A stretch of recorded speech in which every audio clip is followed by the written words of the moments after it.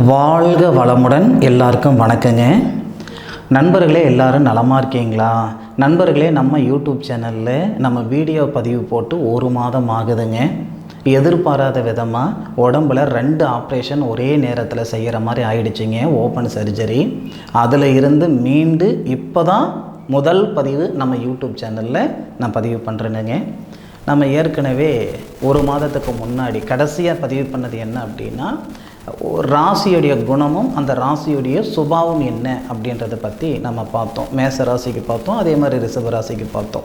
அந்த அடிப்படையில் இப்போ இந்த பதிவில் நம்ம பார்க்கக்கூடியது மிதுன ராசியில் பிறந்த நண்பர்கள் எப்படி இருப்பாங்க, அவங்களுக்கு இந்த பிரபஞ்சம் எந்த மாதிரியான ஒரு பலன்கள் கொடுக்கும், அவங்களுடைய சுபாவம் எப்படி இருக்கும் அப்படின்றத பற்றி தானுங்க முழுமையாக ஆதாரபூர்வமாக இந்த பதிவில் நம்ம பார்க்க போகிறோம். பொதுவாக மிதுன ராசி அப்படின்னா காலச்சக்கரத்துக்கு 3வது ராசின்னு நம்ம சொல்லுவோம். ஆனால் மிதுன ராசிக்குரிய குணம் என்ன அப்படின்னா, மிதுன ராசியாதிபதிய புதன். ராசியாதிபதியாக வரக்கூடிய புதன் தான் சுபஸ்தானாதிபதியாகவும் வருவார். நண்பர்களே, அதே மாதிரி நான் நார்மலாக முன்ன பேசின மாதிரி பேசுகிறதுக்கு கிட்டத்தட்ட இன்னும் 1 மாதம் ஆகுங்க. 20-25 நாள் ஆகும். ஏன்னா இந்த உள்ளார 2 பக்கமும் சதை எடுத்திருக்காங்க, சரிங்களா? அதனால் வார்த்தைகள் ஒரு சில வார்த்தைகள் கிளியராக இருக்காது. எப்படி பார்த்தாலும் நான் நார்மலாக ரெக்கவரி ஆகிறதுக்கு இன்னும் 1 மாதம் கேரண்டியாக ஆகுங்க.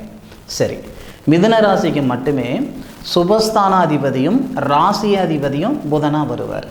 எந்த ஒரு சூழ்நிலையிலையும் எந்த இடத்துக்கு போனாலும் வந்த நிலை மாறாமல் இருக்கக்கூடிய தன்மை இந்த மிதுன ராசி நண்பர்களுக்கு ரொம்ப அதிகமாகவே இருக்கும்.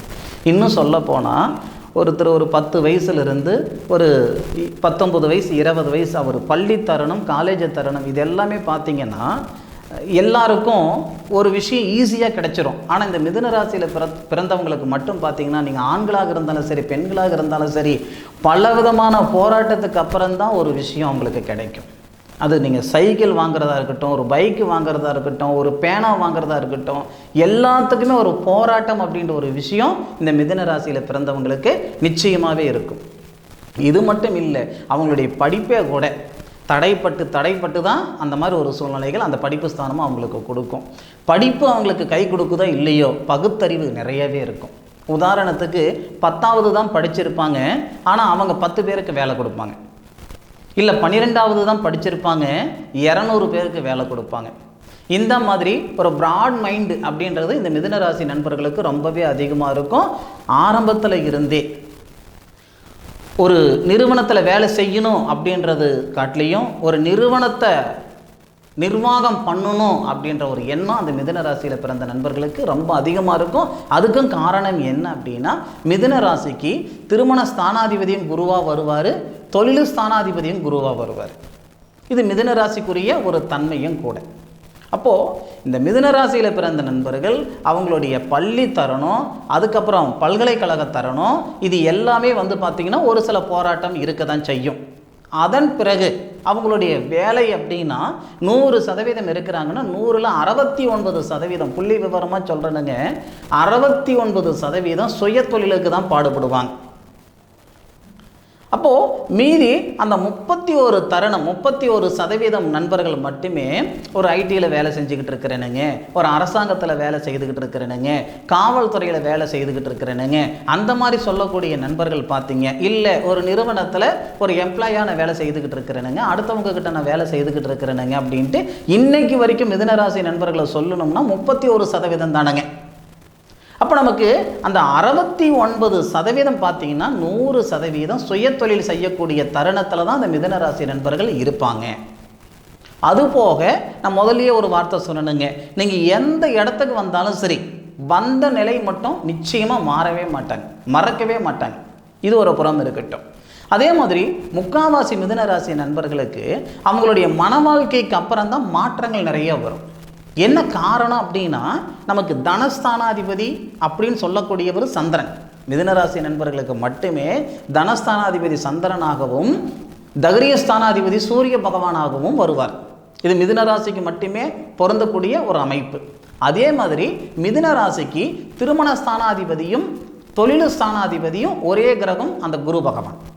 அப்போது கிட்டத்தட்ட ஒரு ஒரு 80% நண்பர்கள் மிதுன ராசியில் பிறந்தவங்க ஆணாக இருந்தாலும் சரி பெண்ணாக இருந்தாலும் சரி 80% நண்பர்கள் திருமணத்துக்கு அப்புறம் தான் மேலுக்கு வந்திருப்பாங்க. சார் நான் 4 டிகிரி படிச்சிருக்கிறேன் சார், இல்லை நான் கிட்டத்தட்ட பார்த்தீங்கன்னா ஒரு 80 லட்சம் ரூபாய்க்கு நான் முதலீடு போட்டு தொழில் செஞ்சேன் சார். எப்படி இருந்தாலும் நீங்கள் திருமணத்துக்கு முன்னுக்கு நீங்கள் வாழ்ந்த வாழ்க்கைக்கும் திருமணத்துக்கு பின்னுக்கு நீங்கள் வாழ்கிற வாழ்க்கைக்கும் மிகப்பெரிய மாற்றங்கள் இருக்கும். அப்போது நிறைய மெஜாரிட்டியாக இருக்கக்கூடிய நண்பர்கள் அந்த திருமணத்துக்கு அப்புறம்தான் அவங்களுடைய வாழ்க்கையும் சரி வாழ்வாதாரமும் சரி அடுத்த கட்டத்துக்கு போகிறதுக்கான ஒரு அமைப்புகள் ஏற்பட்டிருக்கும். அதே மாதிரி அந்த திருமணமே கூட தன்னுடைய தந்தை பார்த்து வச்சாருங்க, தன்னுடைய சொந்தம் பார்த்து வச்சாங்க, இந்த மாதிரி ரொம்ப ரொம்ப கம்மிங்க. ஒரு 20% தானுங்க. 80-85% நண்பர்கள் தன்னுடைய திருமணத்தில் இருந்து தன் கூட பிறந்தவங்களுக்கு திருமணம் செய்து வைக்கிறதுலேருந்து தன்னுடைய முயற்சியால் தான் நடந்திருக்கும். நானாக கை ஊனி கரணம் போட்டு பொண்ணு பார்த்து பரிசம் போட்டு பந்தலை போட்டு கல்யாணம் பண்ணினேங்க, நானாக தலையெடுத்து என்னுடைய தங்கச்சிக்கு நான் கல்யாணம் செஞ்சு வச்சினேங்க, நானாக தலையெடுத்து என் தம்பிக்காரனுக்கு கல்யாணம் பண்ணி வச்சினேங்க, தம்பிக்காரனுக்கு வீடு வாசல் வாங்கி கொடுத்தனுங்க, தம்பிக்காரனுக்கு வேலை வச்சு கொடுத்தனுங்க, இந்த மாதிரி சொல்லக்கூடிய இடத்துல இந்த மிதுன ராசி நண்பர்கள் நிச்சயமாக அதிகமாக இருப்பாங்க. ஆனால் என்ன ஒன்று அப்படின்னா, இந்த மிதுன ராசி நண்பர்களுக்கு மட்டும் வாங்கின பணத்தை கட்டுறதுக்கு லாக்கிப்படுறீங்களே தவிர கொடுத்த பணத்தை வாங்கிறதுக்கு லாக்கிப்படுறது இல்லைங்க. நான் அனுபவத்துலேயும் நிறைய ஜாதகத்தை பார்த்துட்டேனுங்க. 1000 சாதகத்துக்கு மேற்கொண்டு நான் பார்த்துக்கிட்டேனுங்க. அனுபவ ரீதியாக ஆராய்ச்சி பார்த்ததில் இந்த மிதுன ராசி நண்பர்களுக்கு மட்டுமே இருக்கக்கூடிய ஒரு விஷயம் என்னன்னா, வாங்கின பணத்தை கட்டுறதுக்கு நீங்கள் லாக்கிப்படுவீங்களே தவிர கொடுத்த பணத்தை வாங்கிறதுக்கு லாக்கிப்படுறதில்லை. அதனால் முடிஞ்ச அளவுக்கு இந்த கொடுக்கல் வாங்கல் வச்சுக்கிடாதீங்க. அதே மாதிரி மன வாழ்க்கையை கூட நிறைய மிதுன ராசி நண்பர்கள் வேற சாதி சனத்தில் மதம் விட்டு மதம் அப்படின்னு நான் சொல்ல வரலைங்க, சரிங்களா, கேஸ்ட்டு வேற சமூகத்தில் இருந்து திருமணம் பண்ணுற மாதிரி ஒரு சூழ்நிலை இந்த மிதுன ராசி நண்பர்களுக்கு நிறைய பேருக்கு ஏற்பட்டிருக்கும். இன்னும் ஒரு சிலர் எப்படி இருக்காங்கன்னா, அதே மிதுன ராசியில் பிறந்தவங்களை திருமணம் பண்ணுற மாதிரி ஒரு சூழ்நிலையும் ஒரு சில நண்பர்களுக்கு ஏற்படும். நம்ம சொல்லுவோம் ஒரே ராசி ஒரே நட்சத்திரமாக இருக்கக்கூடாது அப்படின்ட்டு. ஒரு சில மிதுன ராசி நண்பர்கள் இந்த திருவாதிரை நட்சத்திரம்னு வச்சுக்கோங்களேன், மீண்டும் அதே மாதிரி திருவாதிரை நட்சத்திரத்திலேயே திருமணம் பண்ணி நல்ல விதமாக வாழ்ந்துக்கிட்டு இருக்கிறவங்களாம் நிறைய பேரை நம்ம பார்த்துருக்கோம். ஒரே நட்சத்திரத்தில் திருமணம் பண்ணக்கூடாது, அப்படி பண்ணால் ரஜ்ஜு பொருத்தம் இல்லை நம்ம சொல்லுவோம். நானே நிறைய பார்த்துக்கிட்டேனுங்க. மிதுன ராசியில் திருவாதிரை நட்சத்திரத்தில் பிறந்தவங்க அதே திருவாதிரை நட்சத்திரத்துக்காரங்களை திருமணம் பண்ணி நிம்மதியான வாழ்க்கை வாழ்ந்துக்கிட்டு இருக்கிறது ஆதாரப்பூர்வமாக நிறைய ஜாதகத்தை நான் பார்த்துருக்கிறேனுங்க. இந்த மாதிரி ஒரு அமைப்பு இந்த மிதுன ராசியில் பிறந்தவங்களுக்கு ஏற்படுது. அப்படி நம்ம ஆராய்ச்சி பார்க்கும்போது என்ன காரணமாக இருக்கும், பாதிப்பு கொடுக்காமல் இருக்கிறதுக்கு என்ன காரணமாக இருக்கும்னா ஒன்றுமே இல்லைங்க. அந்த திருவாதிரை நட்சத்திரம்ன்றது சிவனுடைய நட்சத்திரம். சிவன் அவதரித்த நட்சத்திரமே அந்த திருவாதிரை நட்சத்திரம். ஒருவேளை அந்த வகையில் தான் பாதிப்பு எதுவும் கொடுக்கலையோ என்னவோ தெரியலைங்க. ஆனால் மிதுன ராசி நண்பர்கள் இப்படி தான் இருப்பாங்க. அதாவது நிறைய சுமைகள் இருக்கும். தன்னுடைய தந்தையால் இவர் நல்லா இருக்காங்களோ இல்லையோ, இவரால் தாய் தந்தைக்கு ஒரு நல்லது செய்கிற இடத்துல தான் இந்த மிதுன ராசி நண்பர்கள் இருப்பாங்க. அதே மாதிரி நிறைய மிதுன ராசி நண்பர்கள் தன்னுடைய பூர்வீகத்தை விட்டுட்டு என்னைக்கு வெளியே வராங்களோ அன்னைக்கு தான் உருப்பட்டுருக்காங்க. நிறைய பேர் இது உணர்ந்திருப்பாங்க. அப்பா சம்பாரித்த இடத்துல இருந்து நான் மேலுக்கு வரலைங்க, தாத்தா சம்பாரித்த இடத்துல இருந்து நான் மேலுக்கு வரலைங்க, நானாக என்னைக்கு வெளியே போனனோ அன்னையிலேருந்து தான் நான் நிம்மதியாக இருக்கிறேன், மகிழ்ச்சியாக இருக்கிறேன் அப்படின்ற மாதிரி சூழ்நிலையில் நிறைய மிதுனராசி நண்பர்களுக்கு ஏற்பட்டிருக்கும். அதே மாதிரி நிறைய மிதுனராசி நண்பர்களுக்கு முதல் வாரிசு ஆண் வாரிசாகவும் அதுபோக ஆப்ரேஷன் செய்து எடுக்கக்கூடிய ஒரு சூழ்நிலையாகவும் இந்த மிதுனராசி நண்பர்களுக்கு ஏற்படுது. மிதுனராசிக்கு 5வது பாவகம் சுக்கிர பகவான். சுக்கிர பகவான் சில பேருக்கு சாதகமான இடத்துல இருந்தால் புத்திரஸ்தானம் நார்மலாக வரும். சில பேருக்கு அந்த சுக்கிர பகவான் பாதகமான இடத்துல இருக்கும் பொழுது அறுவை சிகிச்சை செய்து அந்த புத்திர பாக்கியத்தை எடுக்கிற மாதிரி ஒரு சூழ்நிலைகள் ஏற்படும். இதுவும் நிறைய மிதுன ராசி நண்பர்களுக்கு நடந்திருக்கு. சரி, அது போகட்டும்.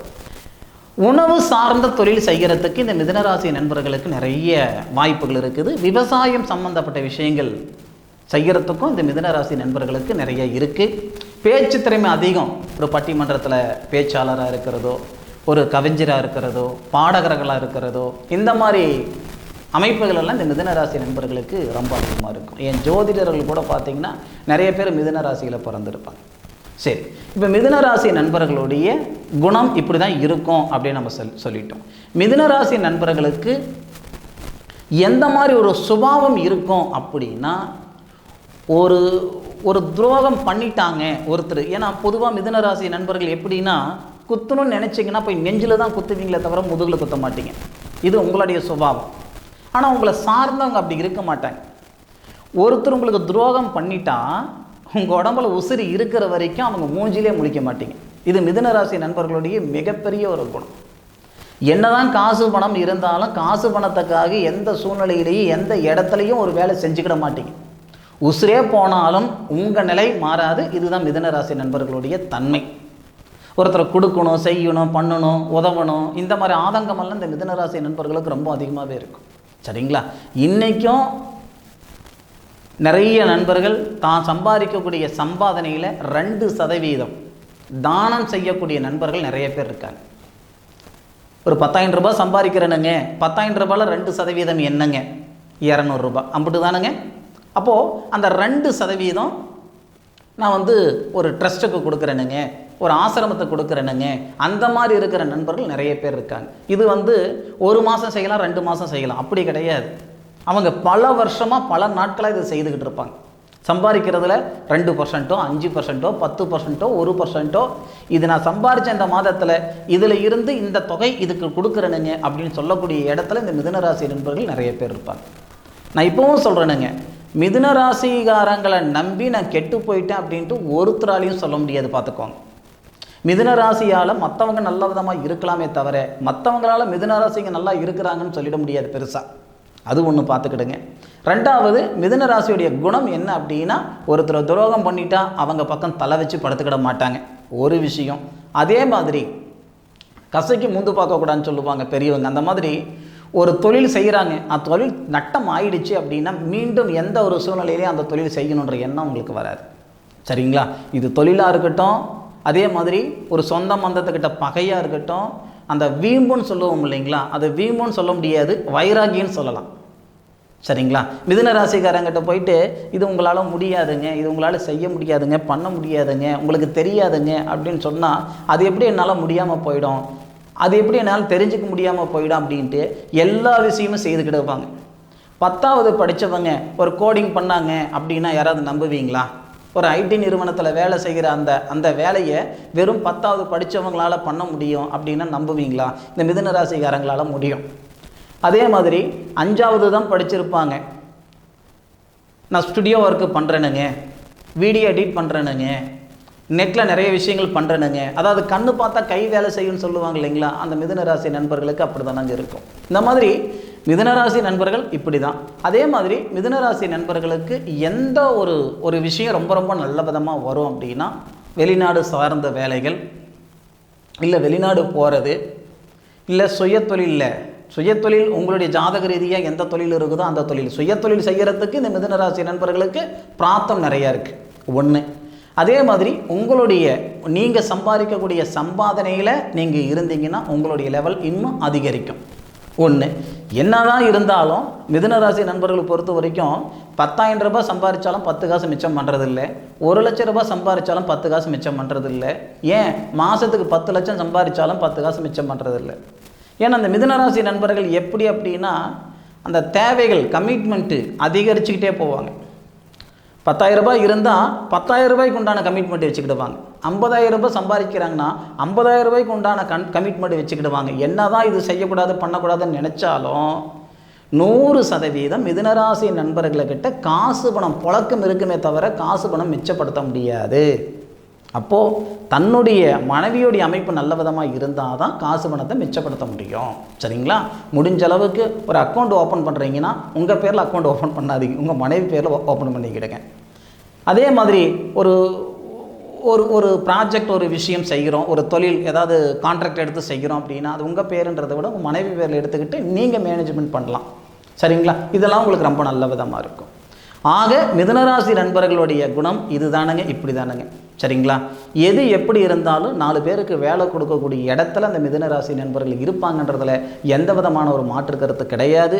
செத்தாலும் அடுத்தவங்களுக்கு துரோகம் பண்ண மாட்டாங்க. அதில் எந்த விதமான ஒரு மாற்று கருத்தும் கிடையாது. தப்பாக எடுத்துக்கிடாதீங்க இந்த வார்த்தை சொன்னதுக்கு. சரி நண்பர்களே, மிதுனராசி நண்பர்களுடைய குணம் இதுதான். மிதுனராசி நண்பர்களுடைய சுபாவமும் இதுதான். சரிங்களா? இந்த பதிவு நிச்சயமாக மிதுனராசி நண்பர்களுக்கு ஒரு பயனுள்ள ஒரு பதிவாக இருக்கும் அப்படின்ட்டு நான் மனசார நம்புகிறேனுங்க. இதுக்கு முன்னாடி பேசின மாதிரி கிளியராக இருக்காது என்னுடைய வார்த்தைகள். சரிங்களா? ஏன்னா நான் சொன்ன மாதிரி ஓப்பன் சர்ஜரி பண்ணியிருக்கேன். அது மட்டும் இல்லாமல் இந்த வாயில் பார்த்தீங்கன்னா இந்த சைட்லேயும் சரி இந்த சைட்லேயும் சரி சதை எடுத்து தான் சர்ஜரி பண்ணியிருக்காங்க. ஸோ அதனால் இப்போ கூட ஃபேஸ் வந்து கொஞ்சம் பார்த்திங்கன்னா வீக்கம் இருக்கிற மாதிரி இருக்கும். சரிங்களா? இப்போ தான் கொஞ்சம் ரெக்கவரி ஆகிட்டு இருக்கிறேனுங்க. இன்னும் ஒரு மாதத்தில் முழுமையாக குணம் அடைஞ்சிருவேன். சரிங்களா?